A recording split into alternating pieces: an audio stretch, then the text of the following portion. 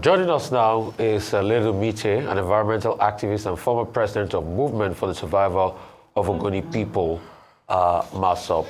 Great to have you, sir. So, 29 years on, first, we have gotten from the point, I just watched Ovietimi's report, and I was saying in the studio here, that report could never have been played on national TV in 1996, 97, 98, 99 in this country. Probably the entire television crew will have been arrested and locked up. But today, at least we can talk about it. The incumbent president of today, President Bola Tinubu, has said he's going to do something. Do you believe him? Well, I think we should believe the president for two reasons. The first is that looking at his own pedigree, as someone who has been in the struggle, shoulder to shoulder with us, the Ogoni people. I personally was in exile with him. We held meetings together because the Nadeco struggle was also about justice. And so someone with that pedigree, you should believe him. Two, it was not something done out of maybe people went to see him and then he now made that statement. It came out from himself. So I think he deserves that we should believe him. Okay, sir. In some of those statements made by the president, there were words such as peace, justice, reconciliation.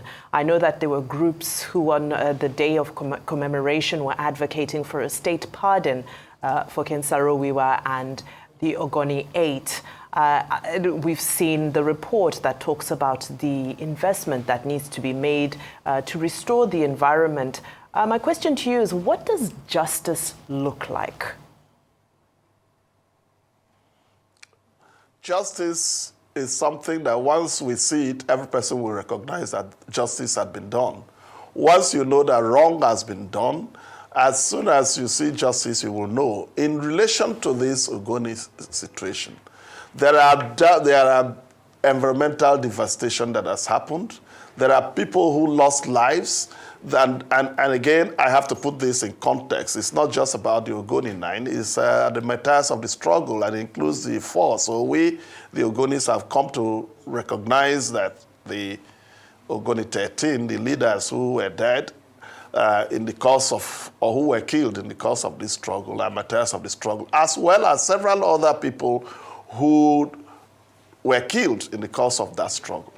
So anything that, when you're talking of justice, how do you atone for all these things? How do we get the environment back in shape? How do we respect the rights? And then in the future, why do we build on all those things to make sure that at least something is done to show that the Ogonis who opted for the non-violence option can also say that we got justice because of non-violence? It sends a message that transcends our land, that it is not only the time that people use violence that should get government's attention. And that's the beauty of this one, because clearly, most times when responses are made, it's when maybe there is some violence, and then government panics and starts making concessions, which sends a message that that is the way to attract attention. Mr. Mitee, a lot of this is about economic welfare. And rather than even taking this all the way to the federal level, I want to ask you about Rivers State itself and whether you see improvements in the economic welfare, not just of the Ogoni people, but at a much larger scale. Internally generated revenue for the 36 states in 2023 was 2.4 trillion naira. And that was about a 24% increase from about 1.9 in 2022. Rivers State was in second place, 172 billion in 2022, fell to third, even though its IGR went up to 195 billion, so about a 13% increase in 2023. So Rivers State, as we speak, for 2023 fiscal year, has the third highest IGR after Lagos and the FCT. So my question to you, Mr. Mitee, at a state level, with the increase, I know that there's a lot of stuff going on in Rivers State, But how, in your estimates, has the state of Rivers attended to the people of Ogoni and elsewhere? What's your assessment of that? Well, it's a question that all of us will be grappling with in the days ahead and with time, administration after administration. Whether the fact that, as you have rightly said, the Rivers State is not a poor state. So, relatively, when you compare with other states, how those projects are able to relate to the citizens is a different question, which I think perhaps it could be better than what it is. I do not think that the way that we are, the sort of politics that that is going on in our state, sadly, has been such that, encourages, maybe something that we will want to look for. Okay. But I am worried that even though the internal revenue is going up, it could be better because clearly many companies are moving away from the state and then unemployment therefore will increase. So I clearly believe that projects are going on, but clearly it could be better. Real quickly, 2 questions. Number 1, would you bring back the Ogoni Bill of Rights and put it on the table for the government? And secondly, let's talk Ledum Mitee. How did you escape that scenario that time around the 95 era? Because you are one of the only few people alive today. What's your story? Well, in a conversation, as I said, the president pledged reconciliation, a process of reconciliation. Clearly, in any conversation, the Ogonis will bring about whatever demands they make within the framework of the Ogoni Bill of Rights. Let us understand that the Ogoni Bill of Rights are generic demands that we make, and then there will be specifics that will buttress all those issues that have been there. And it has economic, it has environmental, it has also the fact of Ogoni people being recognized and given positions in Nigerian national institutions as of right. Now, talking about me as a person, I have had occasions many times, for the past 29 years, people asking me, how did you live?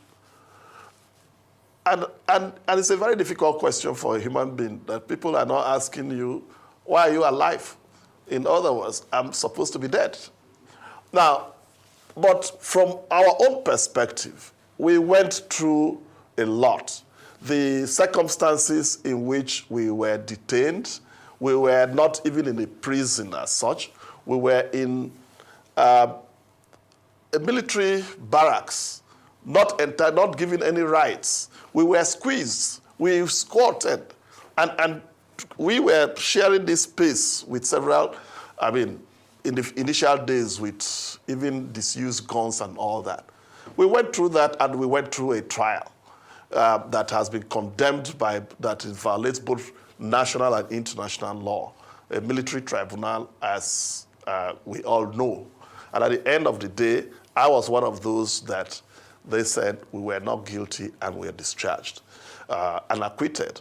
But that did not even stop the fact that we were now free because we were still harassed, intimidated, and in fact, it made it, at some stage, it was very, very difficult for me to live. I had to, in the night, go to the bush. In the daytime to the bush. In the night, I'll go into any church room that is open and sleep. And that's how I was living until it became so bad. When my 6 months old wife, 6 months pregnant wife, was now arrested in my lieu and she collapsed in their cell. It was at that stage that we now found a way out of the country into exile. Probably the famous Nadeko route. I'm one of, yes, of course. It couldn't have been anywhere else. And that was a very, very, our escape was one funny thing that happened. There are some also good people in this because at some stage, I had a 1-year-old daughter and we were going, and it rained cats and dogs while we were in the forest trying to cross the border. And we were arrested by some people, and they looked at me and they said, look, you want to die. If you want to die, why are you carrying this small child to go and die? And I said, Jesus Christ knew he was going to die, but Judas, that it came true, was now condemned. So why should you want to be the Judas?